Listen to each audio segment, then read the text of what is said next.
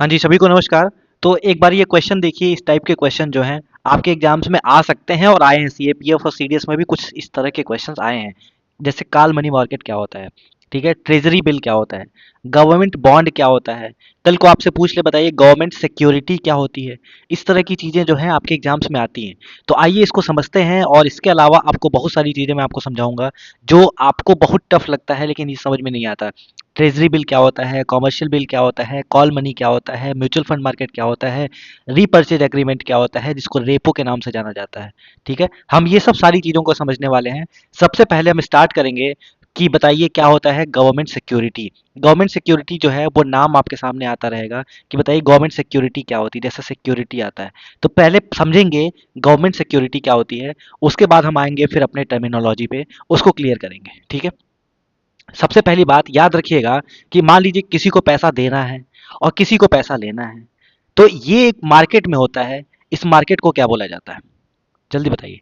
ये मार्केट जो होता है उसको मनी मार्केट का नाम दिया जाता है। ठीक है, किसी को पैसा लेना और किसी को पैसा देना एक जगह ये होता है, इसका नाम है मनी मार्केट। ठीक है, ये बात आपको ध्यान रखनी है कि मनी मार्केट क्या होता है। कोई पैसा लेंड करता है और कोई पैसा जो है वो बोरो करता है, उसको बोला जाता है मनी मार्केट। ठीक है, मनी मार्केट में जो चीज़ें होती हैं वो कैसे होती हैं। मनी मार्केट में जो होता है मेच्योरिटी शॉर्ट टर्म होता है। शॉर्ट टर्म पैसा लेना है आपको, तो शॉर्ट टर्म के लिए आप कहाँ जाएंगे सर, मनी मार्केट में जाएंगे। सर ये शॉर्ट टर्म कितना हो सकता है, तो ये 1 साल का होता है। ठीक है, 1 साल से ज़्यादा नहीं हो सकता। ये बात ध्यान रखिएगा, शॉर्ट टर्म का मतलब 1 साल होता है। ठीक है, अब एक चीज़ समझिएगा, फाइनेंशियल मार्केट जो होता है, बहुत ध्यान से समझिएगा, एक एक चीज़ आपको क्लियर हो जाएगा। फाइनेंशियल मार्केट ये दो टाइप का होता है। ठीक है, फाइनेंशियल मार्केट दो टाइप का होता है। पहला होता है मनी मार्केट और दूसरा होता है कैपिटल मार्केट। ठीक है, इस वीडियो को देखने के बाद आपको किसी भी वीडियो के देखने की जरूरत नहीं पड़ेगी। पहला हो गया मनी मार्केट और दूसरा हो गया कैपिटल मार्केट। बस ध्यान से समझ लीजिएगा और दूसरी बार एक वीडियो को दोहरा लीजिएगा, इसको 2x करके। ठीक, मनी मार्केट और कैपिटल मार्केट। मनी मार्केट में जो होता है वो क्या होता है, शॉर्ट टर्म फाइनेंशियल असेट्स की जो होती है और इसमें लेन देन किया जाता है। क्या किया जाता है, शॉर्ट टर्म। ये कितने साल शॉर्ट टर्म हो सकता है, 1 साल का हो सकता है। जब कैपिटल मार्केट की बात करते हैं तो इसमें आता है क्या, लॉन्ग टर्म फंड आता है। लॉन्ग टर्म, तो लॉन्ग टर्म कितने साल का हो सकता है, मोर देन 1 ईयर की बात होती है इसमें। ठीक है, हम छोटे लोगों से नहीं खेलेंगे, हम बड़े लोगों से बड़ा लंबा खेलते हैं। तो हम 1 साल से ज़्यादा खेलेंगे तो कैपिटल मार्केट में चले जाएंगे, और 1 साल से कम रहेंगे तो किस में आएंगे, मनी मार्केट में आएंगे। ये बात आपको समझ में आ गई। ठीक है, अब हम अपना काम जो है हमारा कहाँ है, हम पूरी बात करेंगे मनी मार्केट में। लेकिन मनी मार्केट समझने से पहले एक चीज़ और समझने की ज़रूरत है, सर गवर्नमेंट सिक्योरिटी क्या होता है। देखिए, गवर्नमेंट सिक्योरिटी की जब हम बात करते हैं, गवर्नमेंट सिक्योरिटी, एक बात ध्यान से समझिएगा, गवर्नमेंट सिक्योरिटी क्या होता है। देखिए, जब गवर्नमेंट सिक्योरिटी की बात बात होती है या डेटेड गवर्नमेंट सिक्योरिटी की बात करते हैं, तो इसमें क्या क्या चीज़ें आती हैं, तो इसको आपको बहुत ध्यान से समझने की ज़रूरत है। जो गवर्नमेंट सिक्योरिटी होती है, मान लीजिए सेंट्रल गवर्नमेंट, मोदी जी को पैसा लेना है किसी से, तो मोदी जी एक पेपर लेते हैं, इस पेपर पर लिख के दे देते हैं कि भाई सुनिए, ये आपको पैसा दिया गया है, ये पैसा हम आपसे ले रहे हैं, 10,000 रुपये मान लीजिए ले रहे हैं, हम आपको 1 साल बाद इसका 11,000 रुपये देंगे, ये लिखा होता है। इसी लिखे होने को क्या बोला जाता है, गवर्नमेंट सिक्योरिटी बोला जाता है। और ये इशू कर सकते हैं, सेंट्रल गवर्नमेंट भी कर सकती है और इसको स्टेट गवर्नमेंट भी कर सकती है। ये दोनों बात आपको ध्यान रखना है। ठीक है, अब गवर्नमेंट सिक्योरिटी जो होता है वो टू टाइप का होता है। गवर्नमेंट सिक्योरिटी जो होता है वो टू टाइप्स के होते हैं, इस बात को ध्यान दीजिएगा। टू टाइप्स, थोड़ा पेन को मोटा कर लिया जाए। गवर्नमेंट सिक्योरिटी जो होता है वो टू टाइप्स का होता है, और इसमें दो टाइप्स कौन कौन से होते हैं इसको समझना है।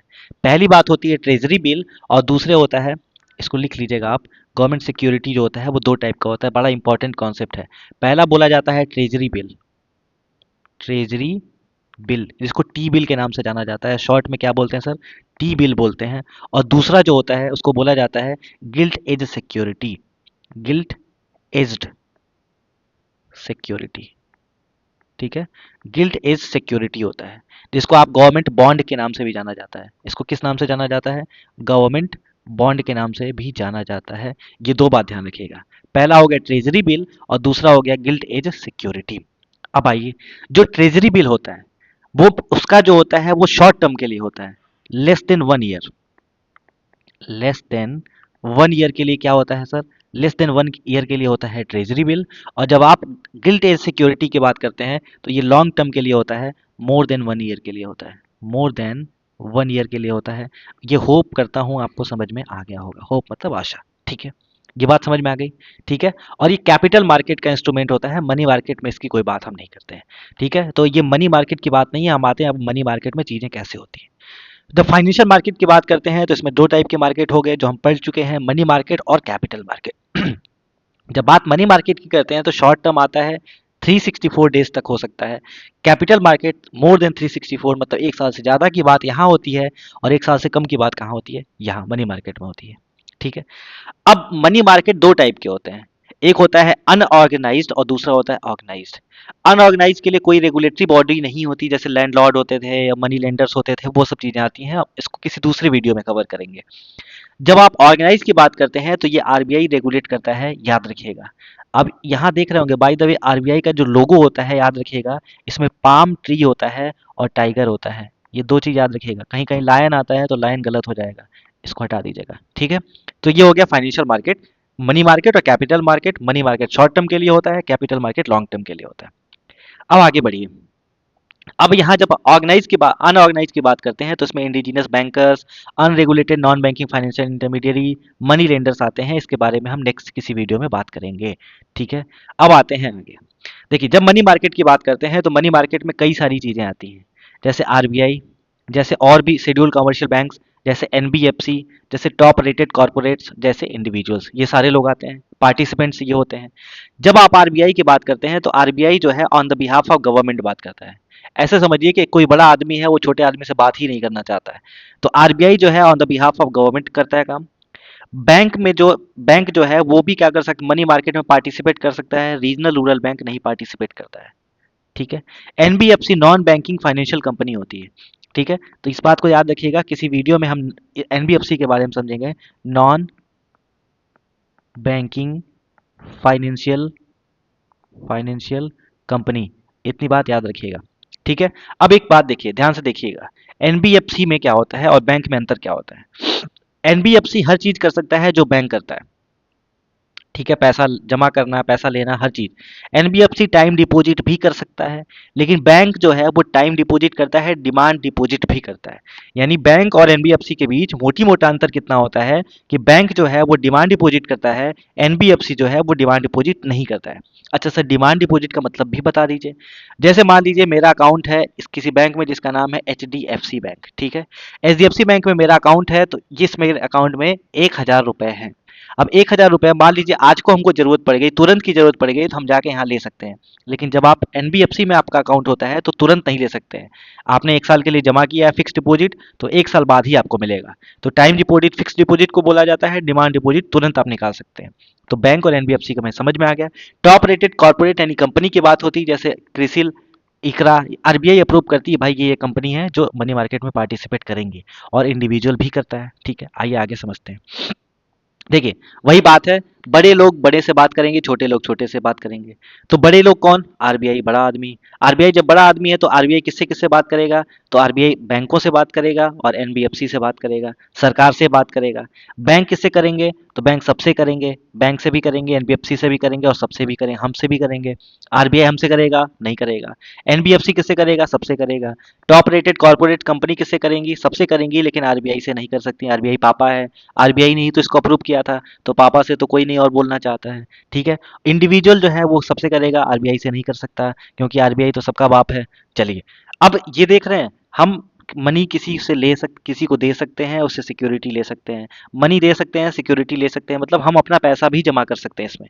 इतनी बात आपको क्लियर हो गई होगी। अब आते हैं जो हमको पढ़ना था, इंपॉर्टेंट क्या, मनी मार्केट के इंस्ट्रूमेंट को हमको पढ़ना था, इसके लिए हमने इतनी पूरी कहानी रची है, ठीक है। तो मनी मार्केट का पहला इंस्ट्रूमेंट आता है ट्रेजरी बिल, उसके बाद आता है कैश मैनेजमेंट बिल, फिर आता है सर्टिफिकेट ऑफ डिपॉजिट, फिर आता है कॉमर्शियल बिल, फिर आता है कॉल मनी, फिर आता है रीपर्चेज एग्रीमेंट, फिर आता है कॉमर्शियल पेपर, और लास्ट में आता है म्यूचुअल फंड मार्केट।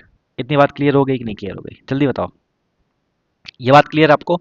चलिए, अब आता है कि सर बताइए, आगे बताइए चीज़ों को, तो फिर आगे सबसे पहला ट्रेजरी बिल क्या होता है sir. Treasury bill, treasury bill क्या होता है, देखिए सबसे पहली बात, ट्रेजरी बिल क्या होता है। मान लीजिए government of India securities issue करती है on the behalf of RBI. Government of India security दे देती है। गवर्नमेंट ऑफ इंडिया को मान लीजिए पैसे की जरूरत है, तो गवर्नमेंट ऑफ इंडिया क्या करेगी, ध्यान सुनिएगा, एक पेपर लेगी, इस पेपर पे लिख के देगी हमें 1 लाख रुपए की इनसे जरूरत है और इनको मिलेगा ये। लेकिन ये 1 लाख रुपए जो है वो 1 लाख रुपए डिस्काउंटेड रेट पर मिलता है। ये बात ध्यान समझिएगा, ये इंटरेस्ट नहीं देता है, इस बात को ध्यान रखिएगा, इंटरेस्ट इसमें नहीं मिलता है। जब बात आप ट्रेजरी बिल की करते हैं तो इसमें इंटरेस्ट नहीं मिलता है। यही 1 लाख रुपए जो इसमें 1 लाख रुपए लिखा है, यहाँ लिखा होगा 1 लाख, लेकिन आपको कितने में दिया जाएगा, 90,000 में दिया जाएगा। ठीक है, तो 90,000 में दिया जाएगा, लेकिन आप जब 1 साल बाद इस पेपर को लेके जाएंगे कि आरबीआई से या गवर्नमेंट ऑफ इंडिया से, भाई हमको पैसा दे दो, तो गवर्नमेंट ऑफ इंडिया कितना देगी, 1 लाख रुपए देगी। इसी को बोला जाता है क्या, डिस्काउंटेड प्राइस। फेस वैल्यू क्या है, 1 लाख, और डिस्काउंटेड प्राइस क्या है, 90,000। ठीक है, तो 90,000 रुपए मिला और फेस वैल्यू के हिसाब से आपको वापस 1 साल बाद मिलेगा, तो बताइए 10,000 रुपए का फायदा हुआ कि नहीं हुआ। यही होता है ट्रेजरी बिल। बात समझ में आ गई कि नहीं आ गई, जल्दी बताओ। अगर कहा जाए ट्रेजरी बिल एक तरह का गवर्नमेंट सिक्योरिटी है, हाँ जी है, अभी तो समझा था गवर्नमेंट सिक्योरिटी में ही ट्रेजरी बिल आता है। तो समझ में आ गई ट्रेजरी बिल क्या होता है। सबसे पहली बात, ट्रेजरी बिल जो होता है वो क्या होता है, शॉर्ट टर्म सिक्योरिटी होता है। शॉर्ट टर्म क्यों होता है, क्योंकि आप मनी मार्केट पढ़ रहे हैं भाई, याद रखिए, मनी मार्केट पढ़ रहे हैं सर, तो ट्रेजरी बिल किसका होगा, शॉर्ट टर्म होगा कि नहीं होगा, होगा भाई, समझ में आ गई सबको। बात समझ में आनी चाहिए पूरी, कोई भी डाउट होगा कमेंट में लिख देना, मैं फिर से पढ़ा दूंगा। ठीक है, ट्रेजरी बिल क्या होता है, treasury bill short term security होता है।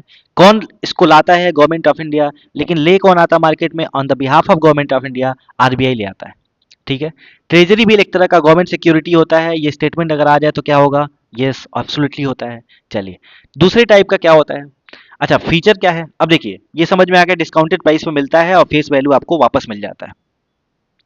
और ये कौन लॉन्च कर सकता है, एनबीएफसी, बैंक, आरबीआई जो है उसको दे सकता है। आरबीआई मान लीजिए बैंकों को दे दिया, बैंक ने पैसा दे दिया और ये पैसा बैंक गवर्नमेंट के पास चला गया। तो इतनी बात आपको समझ में आ गई, पहला क्लियर हो गया। उसके बाद आता है कैश मैनेजमेंट बिल। देखिए कैश मैनेजमेंट बिल क्या होता है, जैसे टी बिल होता है ना, जैसे ट्रेजरी बिल होता है, सेम ऐसा ही होता है क्या, कैश मैनेजमेंट बिल। अब देखिए इन दोनों में बेसिक अंतर क्या होता है। सीएमबी इसको शॉर्ट में बोला जाता है, सीएमबी, ठीक है, कैश मैनेजमेंट बिल। सिमिलर होता है, सीएमबी जो होता है वो भी शॉर्ट टर्म सिक्योरिटी होता है। सीएमबी क्या होगा, शॉर्ट टर्म होगा, क्योंकि हम मनी मार्केट पढ़ रहे हैं इसलिए सब चीजें इसमें क्या चलेंगी, शॉर्ट टर्म चलेंगी। कौन कौन बेचता है, आरबीआई बेचता है। आरबीआई किसके बिहाफ पे बेचता है, गवर्नमेंट ऑफ इंडिया के बिहाफ पे बेचता है। मेच्योरिटी जो होती है, कैश मैनेजमेंट बिल की जो मेच्योरिटी होती है वो 91 दिन से कम होती है, ध्यान समझिएगा। ट्रेजरी बिल जो होता है वो 91 दिन का हो सकता है, उससे ऊपर भी जा सकता है, 182 दिन, एक 364 दिन। पहले 14 दिन का होता था, अब 14 दिन का नहीं होता है। ट्रेजरी बिल जो होता है 91 डेज का हो सकता है, 182 डेज का हो सकता है, 364 डेज का हो सकता है। लेकिन जो कैश मैनेजमेंट बिल होता है वो होता है लेस देन 91 डेज। इस बात को ध्यान रखिएगा, कैश मैनेजमेंट बिल 91 दिन से कम का होता है। ये बात क्लियर हो गई।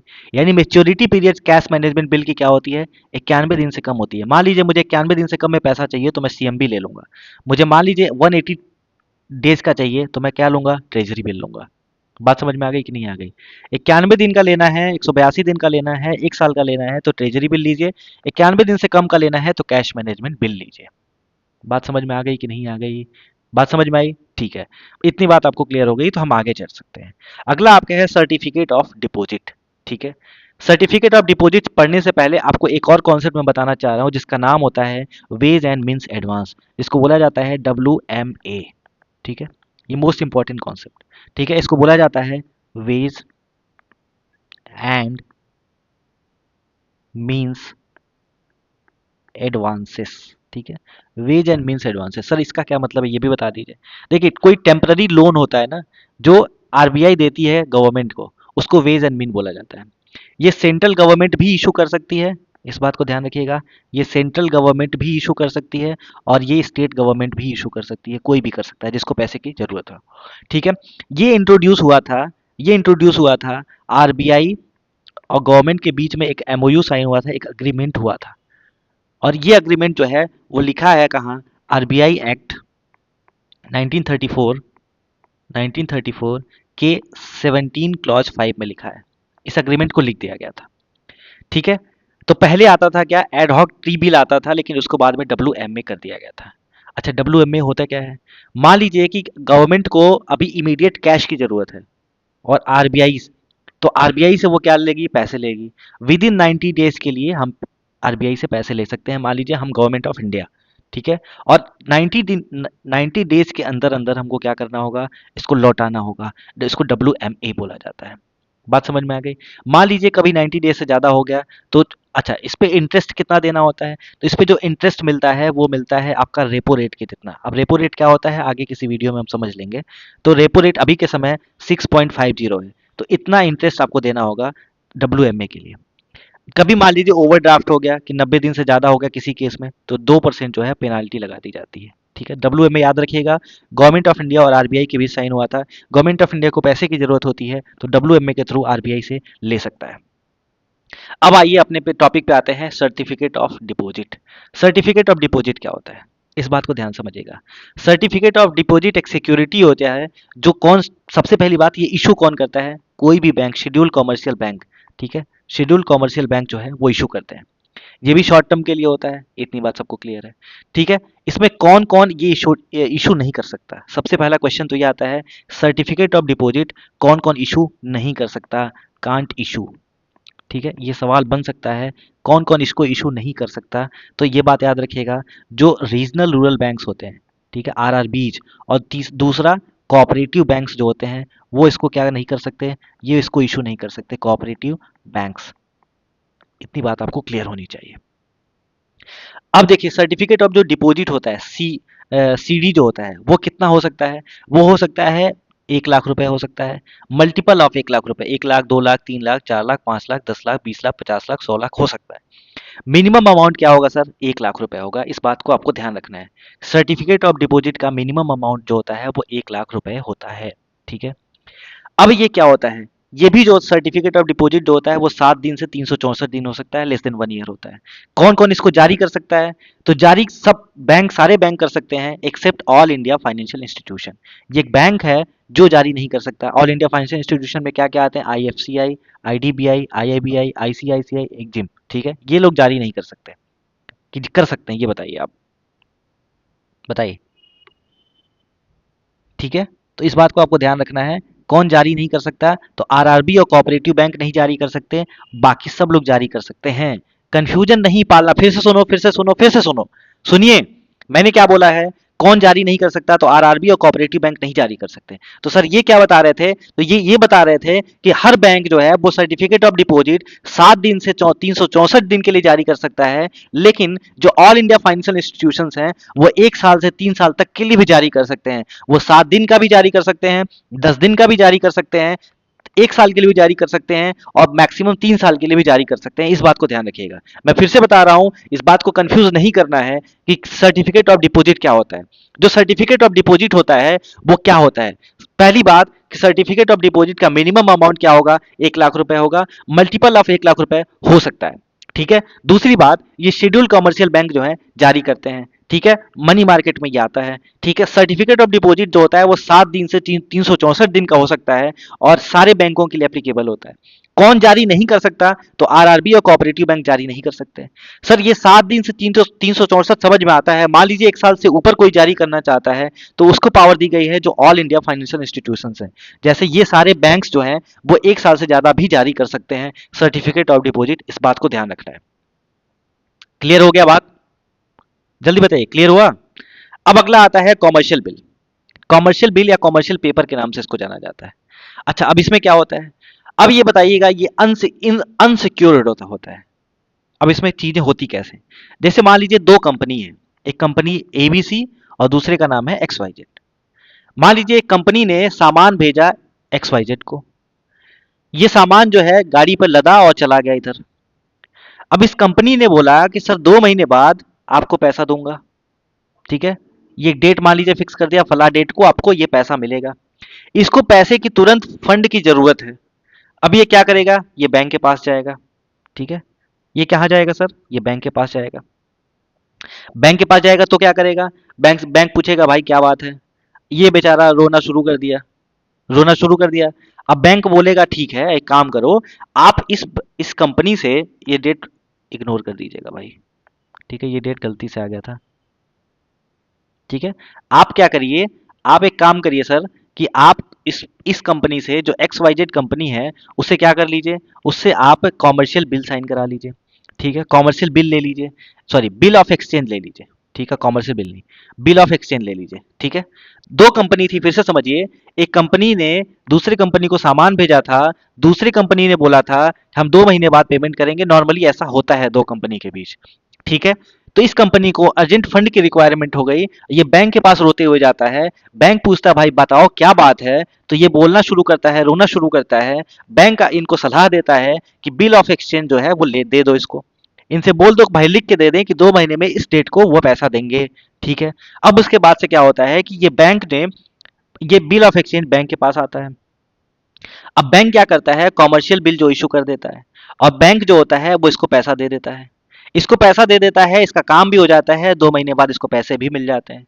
तो कॉमर्शियल बिल कौन इशू करता है, बैंक करता है, इसके लिए करता है। इतनी बात क्लियर हो गई कि नहीं क्लियर हो गई? जल्दी बताइए, कॉमर्शियल बिल क्लियर हुआ? बताइए, बोलो भाई, कॉमर्शियल बिल क्लियर क्लियर हुआ? अब एक चीज देखिएगा, तो भाई बैंक को प्रॉफिट क्या हुआ, सवाल आपसे ये भी पूछा जा सकता है, या आपको भी मन में आ रहा होगा सर मान लीजिए ये तो पैसा ठीक है, यहाँ से आया यहाँ आया इधर चला गया, इस बैंक ने इसको पैसा दे दिया, इसको बाद में मिल गया होगा, बात ठीक है। लेकिन यार इस बैंक को प्रॉफिट क्या हुआ ये भी बता दो। इस बैंक को प्रॉफिट ये हुआ, मान लीजिए इनके पास 1 लाख रुपए था। ठीक है, तो ये इसको 90,000 रुपए देगा, इसको अर्जेंट था, काम चलाना था, ले लिया। अब ये जो इसको 1 लाख रुपए मिलेगा तो 10,000 रुपए इसका प्रॉफिट है। तो कॉमर्शियल बिल जो है वो 7 दिन से लेके 1 साल तक के लिए जारी किया जा सकता है। अगला आता है कॉल मनी। ठीक है, अच्छा कॉमर्शियल बिल के बारे में एक चीज और समझिएगा, कॉमर्शियल बिल कौन जारी कर सकता है, तो कोई भी जारी कर सकता है, एआईएफआई यानी ऑल इंडिया फाइनेंशियल इंस्टीट्यूशन जारी कर सकते हैं, एनबीएफसी भी जारी कर सकता है, बैंक भी जारी कर सकता है, और म्यूचुअल फंड भी जारी कर सकता है। ठीक है, इतनी बात आप क्लियर रखिएगा। अब आता है सर कॉल मनी, बता दीजिए क्या होता है, ये भी बता दीजिए सर कॉल मनी क्या होता है। बताओ कॉल मनी क्या होता है,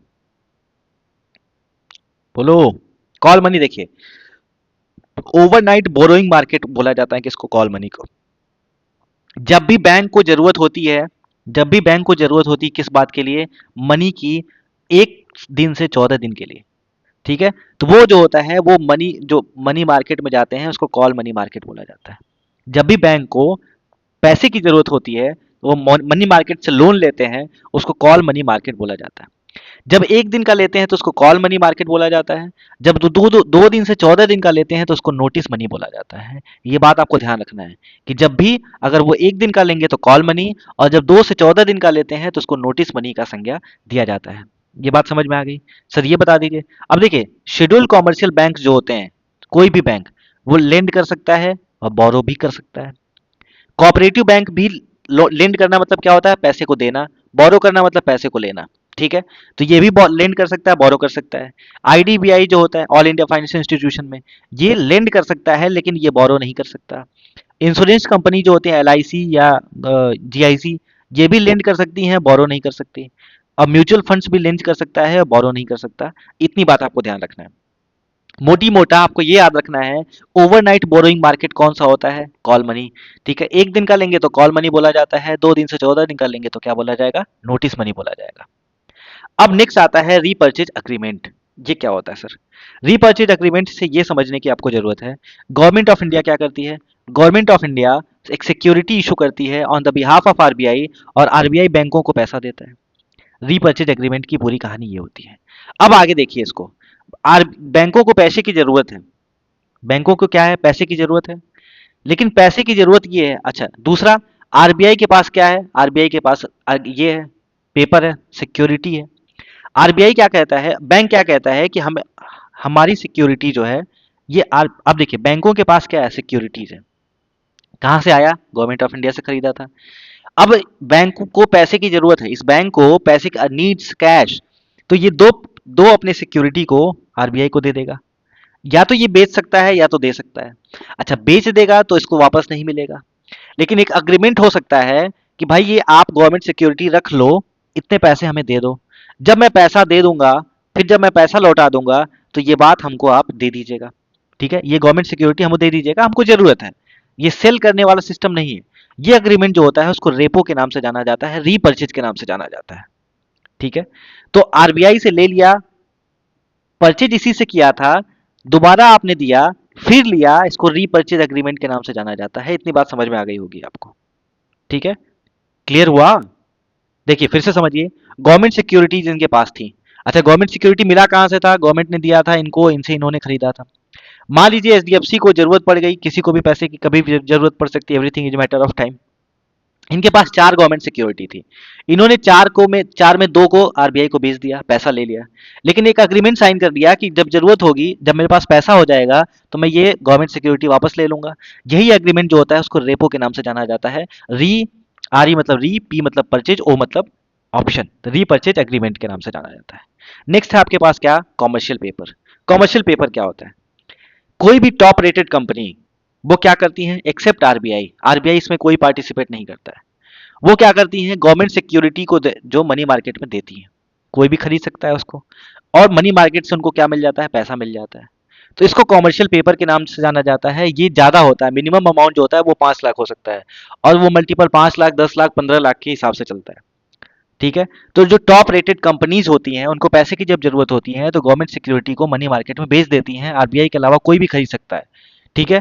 और वो जो सिक्योरिटी होता है उसको कॉमर्शियल पेपर के नाम से जाना जाता है, जो 7 दिन से 364 दिन का होता है, शॉर्ट टर्म ये भी होता है। उसके बाद आता है, इतनी बात समझ में आ गई? म्यूचुअल फंड मार्केट क्या होता है, इसको नेक्स्ट वीडियो में हम समझेंगे। खैर आपको ये सब सारी चीजें समझ में आएंगी। और अनऑर्गेनाइज सेक्टर क्या होता है, इसको मैं नेक्स्ट वीडियो में आपको समझा दूंगा। अगर आपको ये वीडियो अच्छा लगा हो तो प्लीज लाइक कर दीजिए, शेयर कर दीजिए और सब्सक्राइब कर दीजिए। और हाँ, ये इसका आंसर बताना मत भूलना, इसका आंसर क्या होता है, जल्दी बताइए, पहले का आंसर क्या होता है? ये बताइए अब फटाफट, अब बता दीजिए। क्या का कैपिटल मार्केट का पार्ट है, मनी मार्केट और कैपिटल मार्केट बताया था। इधर बताइए इसका। अगर ये नहीं बता पाएंगे तो नेक्स्ट वीडियो में मैं इसको समझाऊंगा, ठीक है? तब तक के लिए आप ख्याल रखिए, खुश रहिए, धन्यवाद।